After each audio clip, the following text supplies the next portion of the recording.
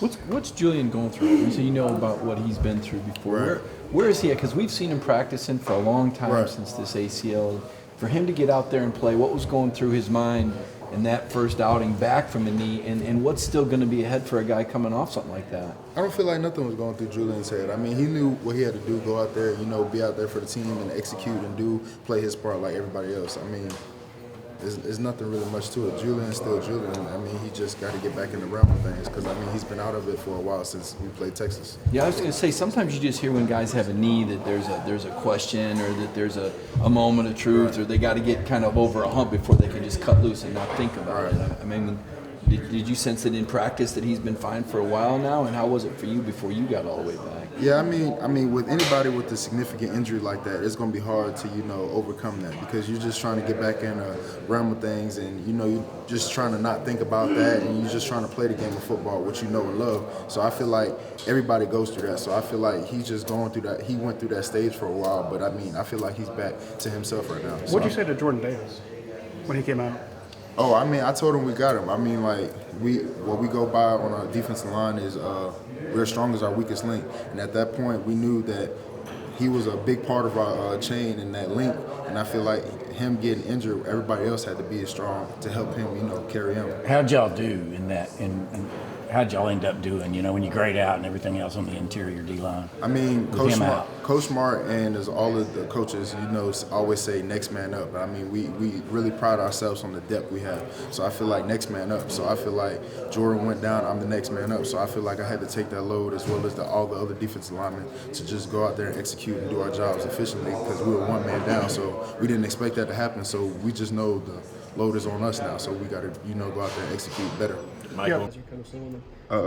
No, I mean, I feel like we look at every team the same. Like, everybody's going to give us our best shot. I feel like they see us as one of the top teams in the country. Everybody's going to give us our shot on any given Saturday. So I feel like we just need to go out there and execute. So you think they're getting you like at the top where they have a lot of energy, a lot of emotion, and then you guys are talent's taking over, game plan's taking over? No, it's not even game plan taking over. I feel like they schematically try to scheme up some things, to get at us early, get on top of us early, and feel like that we're going to shut down and whatnot. But at the same time, we go in and hone in on our keys and realizing what they're doing and just going and communicating effectively and executing.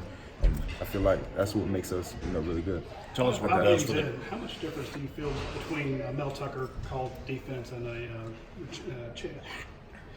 the defense as it's being called now? I feel like there's you can't really compare the two. I feel like they're both good at what they do, and I feel like they both know how to really capitalize on calling plays at that team because the team that Mel Tucker had and he was calling plays for is not the same team we have now. So I feel like they just did a good job on both ends, executing and calling plays. You feel there's any difference? I mean, not really. I mean, we're calling more, little bit different stuff, but I feel like it's necessarily all the same stuff. Well, what percent is the same? 60, 70? I mean, we're just, we really pride ourselves on havoc now. So, I mean, between the two, that's literally the only difference. On the Tate Crowder score, what does it do for the defense, for defense to score? I mean, it makes our havoc rate go up, and it just lets our offense know that we got their backs no matter what. Like, we can get on the board as much as y'all can get on the board. So that's really what I have to say about that.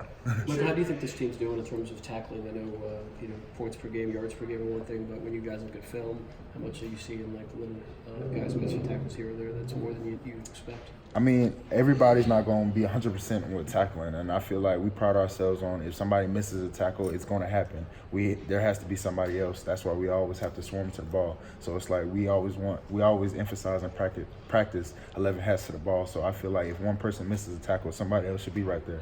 So I don't really see that as an issue because I feel like there's always going to be a defender there. But I mean, there's always room for improvement. Run defense versus havoc. I mean, those are two different things, but it looks like you guys have really prided yourself in your run defense. Can you just talk about that commitment and what it takes to keep teams out of the end zone? Like I said, it starts up front with the defensive line. So I feel like if we hone in and making sure nothing comes between tackle to tackle, I feel like we're going to, do a good job of pushing everything to the edge. And I know our outside defenders will do a good job of, making sure it doesn't get as far as, too many yards. What's Malik Herring done to get himself on the field? I know early on, I don't know if he was in the doghouse, but he didn't play on a road trip. Right. How's he been able to realize his potential this year? I mean, he really has been focusing on, like, you know, improving his craft and his technique, whether it's like, you know, pass rush moves or this, that, and the third. And I feel like he's doing a good job thus far, and I feel like there's always room for improvement. But like I said, like everybody else on the D-line, we just always pride ourselves on improvement and technique. What's the role of a guy like Monty Rice in stopping the run, like behind the defensive line, inside linebacker?